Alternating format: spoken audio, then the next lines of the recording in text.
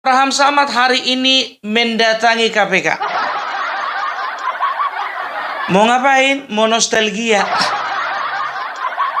Teringat masa-masa lalu dia waktu ketua KPK. Enggak. Jadi Abraham Samad datang ke KPK ingin melaporkan PT Agung Sedayu Group. Siapa temannya? Udah pasti, Said Didu, Roy Suryo, dan teman-teman. Nyari panggung nih, alah, samat. Gak ada habis-habisnya coba. Semenjak tahun 2019 kalau nggak salah dia dijanjikan menjadi calon wakil presiden, nggak jadi-jadi, menggila dia sampai sekarang. Aduh, kasihan kayak lagu ngeliat kau. Begitu ditanya wartawan dia kan, dengan siapa Pak Bapak datang ke KPK? Ya ini dengan teman-teman yang tidak bisa saya sebutkan satu persatu namanya. Yang kau bawa cuma 8 orang. Ya gak bisa saya sebutkan satu persatu namanya. Kecuali yang kau bawa itu 200 orang baru tidak bisa saya sebutkan satu persatu namanya, baru betul. Ini yang datang 8 orang. Aduh, nyari panggung. Gak ada habis-habisnya orang-orang kayak gini. Kebetulan kita membawa laporannya juga yang sudah dibuat oleh teman-teman koalisi, yaitu dugaan korupsi ya yang terjadi di proyeknya ya, saya katakan di proyek strategis nasional PIK 2.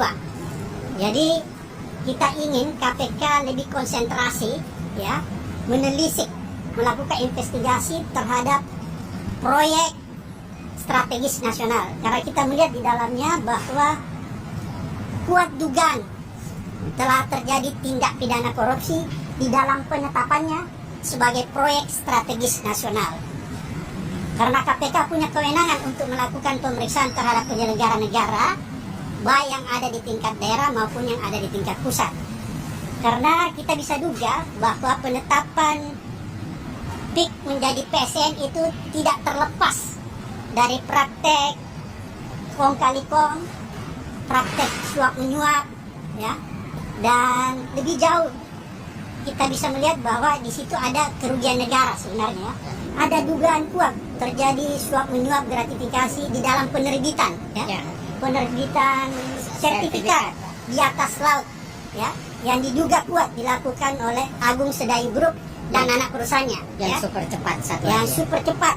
Oleh karena itu kita meminta supaya KPK tidak usah khawatir memanggil orang yang merasa dirinya kuat selama ini, yaitu Aguan, ya, karena nama ini seolah-olah diciptakan mitos bahwa dia tidak tersentuh oleh hukum, ya.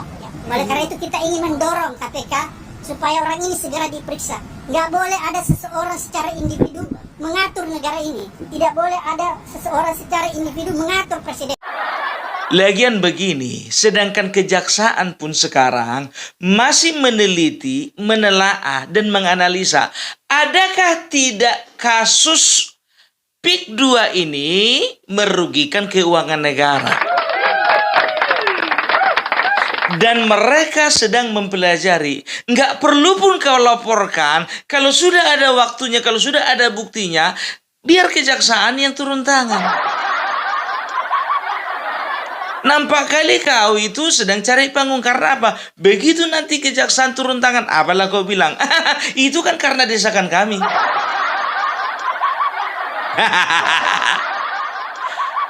Itu pakar telematika ngapain di situ? Apa yang mau ditelitinya di laut sana? Orang ini selalu aja ada alasan. Dan tahu enggak kalian, ya, dia juga mencoba-coba untuk menyeret-nyeret nama Jokowi. Apapun kesalahannya, semua salah Jokowi. Maaf kawan, kami tak segoblok kalian. Dan kami tak segoblok pengikut-pengikut kalian, follower kalian yang percaya begitu saja sama kalian. Aduh. Ya, apalagi si Said Didu ini. Jujur aja lah aku bilang, Said Didu ngaca dulu kau sama masa lalumu. Intinya kau itu ya sakit hati karena tanahmu tidak dibeli dengan harga yang tinggi. Cuman itu aja. Ya, nggak ada masalah sebetulnya dengan masalah membela hak-hak rakyat. Nggak ada urusan. Ya, tapi ini orang sakit hati karena tanahnya tidak jadi dibeli dengan harga tinggi. Ya, kalian dengar saja masyarakat di sana tanya, memang itu alasannya.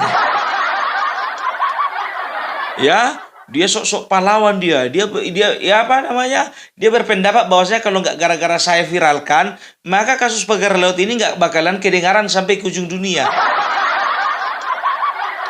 Sekarang begini, ya kan? Nggak usah terlalu pandai-pandai, nggak usah maju kali lah. Makanya aku bilang, orang kalau sudah pernah berkuasa, orang kalau sudah pernah duduk, nggak duduk lagi bisa. Karena apa? Ngerasa kurang lama. Ini masa lalunya si Said Didu juga nggak beres ini. Tahu nggak kalian? Kalian belum pernah tahu kan? Kalian searching ya. Tahun 2006 itu Said Didu pernah dilaporkan oleh Gus Dur ke KPK. Aku kulik-kulik lah penyakit masa lalu si Said Didu. Banyak. Orang sakit mau melapor-lapor. Sembuhkan dulu sakitmu itu baru kau lapor. Ya, itu dia ya. Jadi nggak tahu aku. Jujur aja lo ku bilang, ya mau banyak pun juga kalian sebarkan berita hoax ya, mau kalian sebarkan juga berita-berita yang nggak betul, mau apapun itu ya, nggak akan segampang itu orang percaya. Apalagi ngeliat tampang-tampang kalian. Waktu Pilpres kemarin bikin forum gagal. Bikin forum dibubarkan. Ya, jadi itu dia. Ya, orang gagal ya udah bergaulnya dengan orang gagal. Nah, sekarang judulnya orang gagal lagi cari panggung ida. Kalah apa?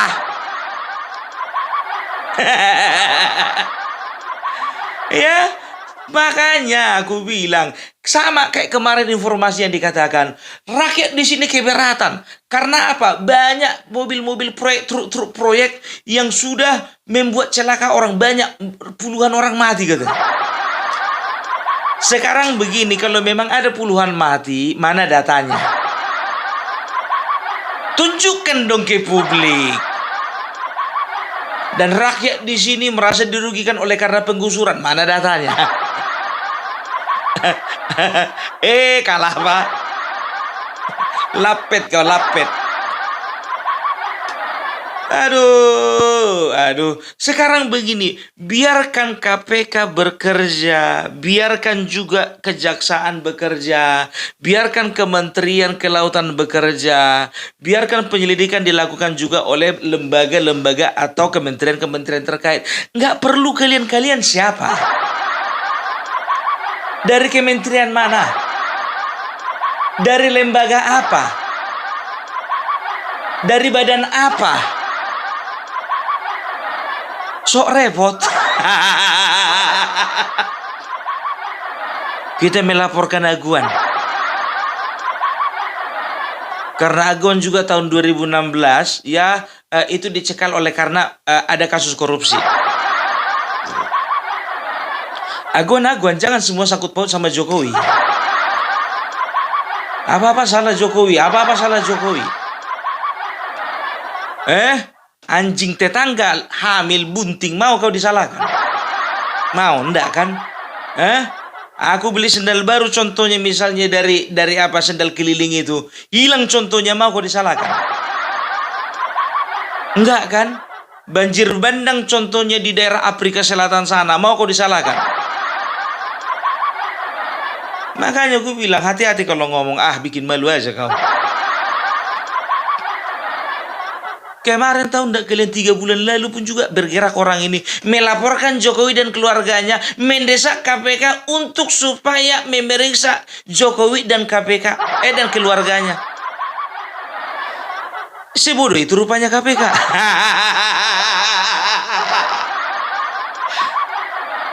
Kami sudah berbincang-bincang tadi dengan unsur pimpinan KPK termasuk juga Bapak Setio Budianto. Kata si Abraham Samad, kalau masalah itu ya semua tamu yang datang itu ya udah silakan dijamu. Diterima aja ngobrol. Kan begitu? Ya kan? Ya kan nggak tahu kami apa yang kalian bicarakan di dalam. Entah cuma kangkung genjernya yang kalian bicarakan di dalam. Yang dibicarakan cuma 2 item, yang disampaikan sama wartawan 10 item.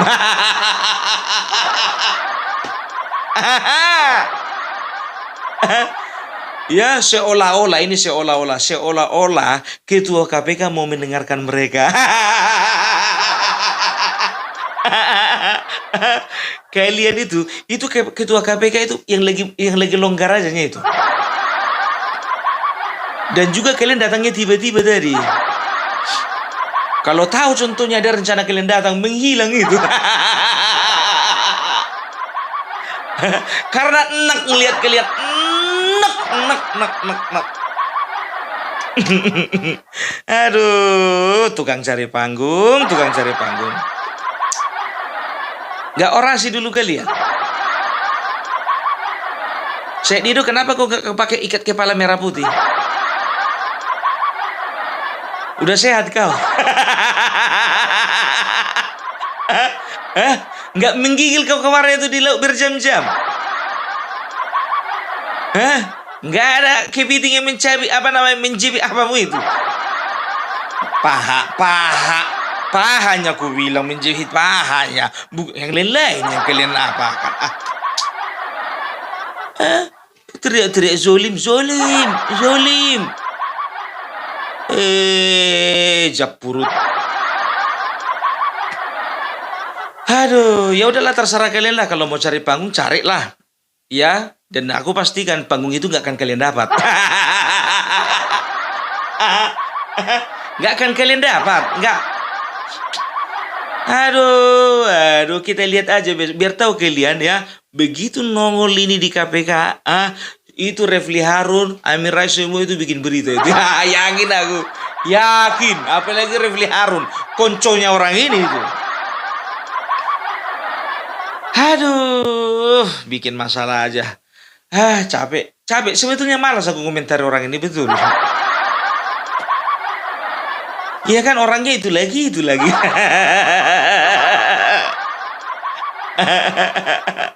Aku jujur aja aku bilang, ya kan, seperti Roy Suryo inilah dulu, ya kan, perubahannya itu dari seorang pakar telematika katanya. Dengan modal pakar telematikanya itu katanya, bisa dia sekarang bebas berkuar-kuar karena dia mantan daripada menteri. Iya kan, ya dia merasa seorang politisi hebat. Aduh. Ya, jadi urusi dulu rumah tangga kalian. Urusi dulu forum-forum kalian itu, iya kan? Aku tidak melarang dan juga aku tidak keberatan kalian melaporkan ke KPK mengenai masalah PT Agung Sedayu Group ini, ya kan? Cuman masalahnya janganlah dikit-dikit sangkut paut sama Jokowi, dikit-dikit sangkut paut sama Jokowi. Coba sangkut pautkan dulu ke Bapak Prabowo gitu. Bilang dong contohnya, ya Bapak Prabowo itu ternyata adalah ternyata presiden yang tidak teliti di dalam memilih menteri-menterinya. Bilang gitu, berani nggak? Apakah dia tidak tahu sebagai seorang presiden, dia tidak tahu bagaimana track record daripada menteri KKP? Berani nggak? Dan lucunya biar tahu kalian, ada berita dari pihak sana mengatakan begini, ya kan? Kasus pagar laut menyeret-nyeret nama AHY. Jokowi sengaja menjebak SBY. Kemarin orang ini berusaha untuk membenturkan antara Jokowi dan Prabowo, sekarang membenturkan antara Jokowi dengan SBY. Nggak mempan, nggak mempan. Karena tujuan berita kalian itu hanya untuk membodoh-bodohi masyarakat. Ya, itu dia. Ya udahlah, pokoknya gini aja. Kalian pulang ke rumah, yakin aku, ya kan, laporan kalian itu nggak akan di follow up. Nggak akan di follow up itu.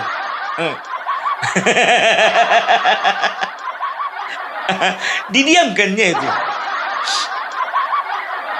Tahu ndak kalian udah berapa orang yang dilaporkan orang ini ya? Jokowi dilaporkan, Gibran dilaporkan, Kaisang dilaporkan, sekarang lagi Agus Saudipurno dilaporkan, semuanya gak ada yang di follow up.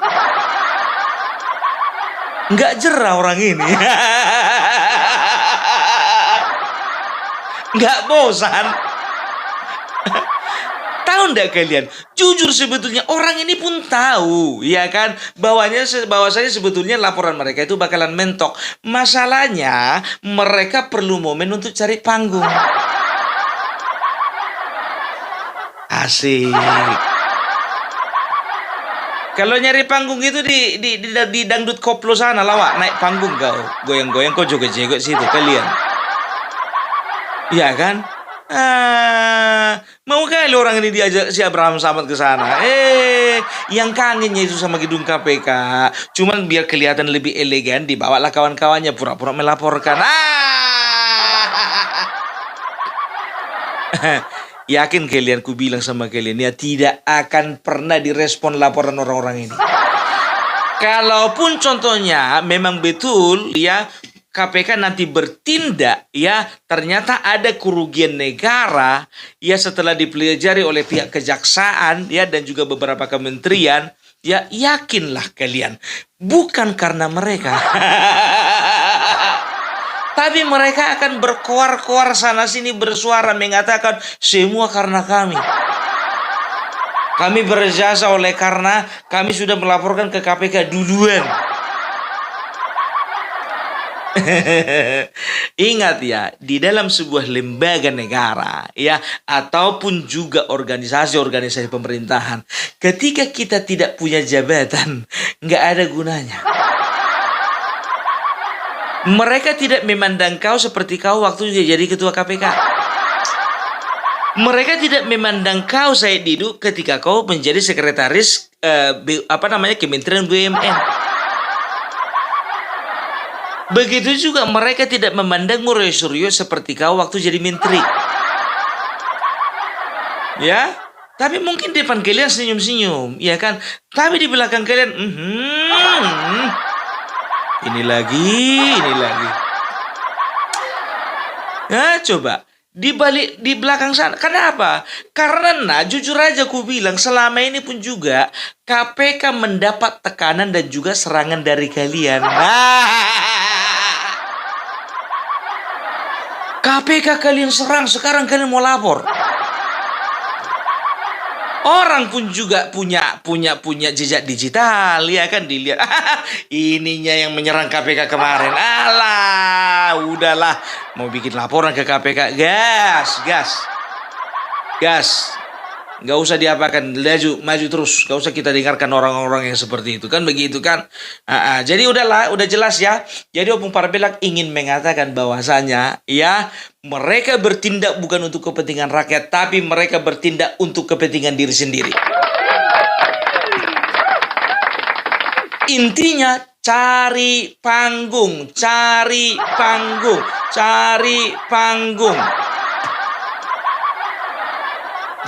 Kau, Abraham Samad, ya omonganmu itu terlalu besar. Berapa kali kok orasi kemarin itu di di forum-forum. Kita seret Jokowi. Oke, jadi itu dulu dari Opung Parbelak. Salam NKRI harga mati.